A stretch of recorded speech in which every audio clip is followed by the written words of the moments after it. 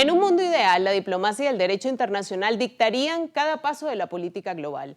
Pero el realismo en las relaciones internacionales nos recuerda una verdad incómoda. El sistema internacional sigue siendo anárquico.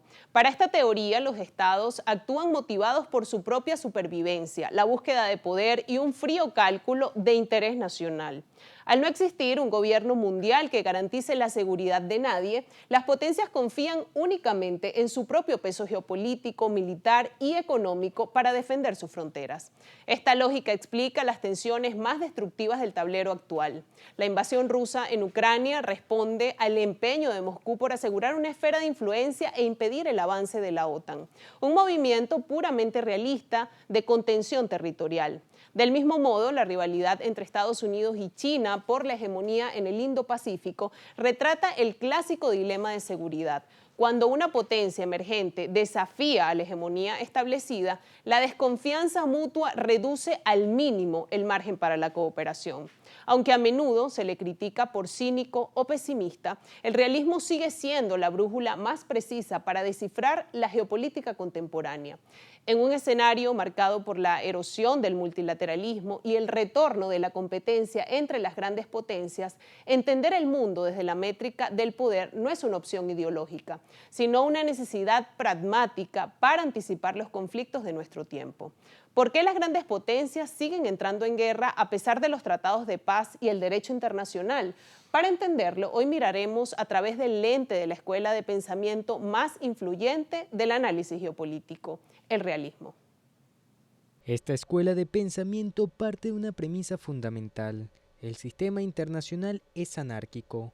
Esto no significa que reine el caos absoluto, sino que no existe un gobierno mundial ni una autoridad superior por encima de los países. En este contexto de autosuficiencia, los estados son los actores principales del tablero y actúan movidos por un objetivo primordial, la supervivencia.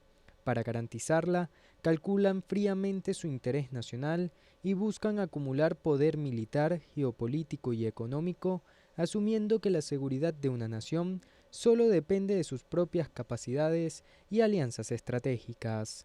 Esta interpretación de la política global tiene raíces milenarias que han moldeado la diplomacia a lo largo del tiempo. Sus cimientos se remontan a la antigua Grecia con Tucídides y su célebre análisis de la guerra del Peloponeso, donde advirtió que la política se rige por la fuerza y no por ideales. Más tarde, Nicolás Maquiavelo en el Renacimiento y Thomas Hobbes en el siglo XVII reforzaron la noción de que la política gira en torno al poder y la desconfianza. Ya en el siglo XX, Hans Morgenthau sistematizó el realismo clásico al argumentar que la sed de poder se deriva de la propia naturaleza humana. Décadas después, Kenneth Waltz reformuló la teoría dando paso al neorrealismo o realismo estructural, explicando que no es la naturaleza del ser humano, sino la propia estructura anárquica del sistema internacional la que obliga a los estados a competir constantemente para evitar quedar indefensos frente a sus rivales. La vigencia del realismo es innegable en las dinámicas del sistema contemporáneo. Lo vemos claramente en la invasión de Rusia a Ucrania, una movida puramente realista donde Moscú busca asegurar su esfera de influencia frente a lo que percibe como una amenaza a sus fronteras por la expansión de la OTAN. Del mismo modo, la creciente rivalidad entre Estados Unidos y China en el Indo-Pacífico refleja la clásica competencia por la hegemonía.